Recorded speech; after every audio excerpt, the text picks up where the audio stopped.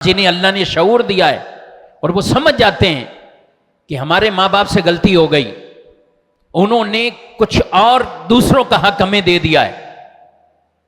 تو کئی جوانوں کو یہ شعور آ جاتا ہے، ٹھیک ہے انہوں نے غلطی کی، ہم نہ کریں،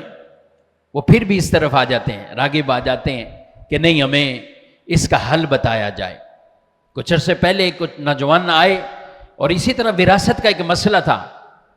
تو ان کا مسئلہ جب لکھنے بیٹھے تو 17 میتیں بیچ میں ہو چکی تھی۔ کتنی میتیں ہو چکی تھی؟ 17 میتیں ہو چکی تھی بیچ میں۔ لیکن یعنی 17 میتوں کے بعد والے جو لوگ تھے انہوں نے کہا کہ نہیں، یہ غلطی وہاں سے چلی ہوئی آ رہی ہے، اس مسئلے کو حل کرنا ہے تو شریعت کے مطابق ہم حل کر دیں، ہو سکتا ہے ہماری وجہ سے ان پر آخرت کا بوجھ ہلکا ہو جائے اور یہ معاملہ جس کا حق بنتا ہے اس کو مل جائے۔ قانونی طور پر ساری دستاویز ان کے پاس موجود ہیں، اگر نہ چاہیں کوئی ایک بندہ آنکھ اٹھا کر نہ عدالت میں کہیں جا سکتا ہے نہ مانگ سکتا ہے، لیکن وہ جانتے تھے کہ غلطی ہو گئی اور یہ غلطی اتنی اوپر سے چلتی ہوئی آئی ہے کہ بیچ میں سے 17 میتیں دنیا سے چلی گئیں، 17 میتیں ہو چکی گئیں، اب ہمیں اس کی تقسیم کاری کرنی ہے۔ شریعت نے ایسے مسائل کا بھی حل رکھا ہے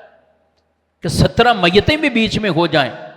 تو جس میت یعنی جب جس کا انتقال ہوا اس وقت اس کے جو ورثہ زندہ تھے، پھر ان کے بعد جن کے انتقال ہوتے گئے ان کے جو ورثہ بنتے گئے، تو یہ ساری ایک پوری ڈیٹیل تفصیل، اور اس میں کئی میتیں ایسی ہیں کہ جن کا تعلق پڑوسی ملک سے ہے اور وہاں سے بھی انہوں نے بیچاروں نے یہ پوری ڈیٹیل تفصیل حاصل کی،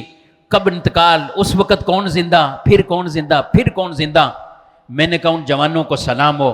واقعی ان کے دل کے اندر یہ ایک اچھی نیت پیدا ہوئی کہ جس کا جو حق بنتا ہے ہم کیوں اس بلڈنگ پر یوں تقاضا کر لیں، اگر بنتا ہے تو ہمیں ان کا دینا چاہیے، چاہے وہ ان کی پھوپھیاں تھیں یا ان کے چچا تایوں میں سے اور ان کی اولادوں میں سے جو تھے، ایک ایک کو انہوں نے تلاش کر کے، وہ نہیں رہے تو ان کے ورثہ جتنے موجود تھے ان کا حق ان تک پہنچایا ہے، اور اس طریقے سے انہوں نے ایک شرعی مسئلہ حل کر دیا۔ شریعت میں حل موجود ہے، باتیں مشکل لگتی ہیں بعض اوقات، لیکن ہمیں یہ چاہیے کہ ہم جانتے بوجھتے خود ہم غلطی نہ کریں اس کے اوپر۔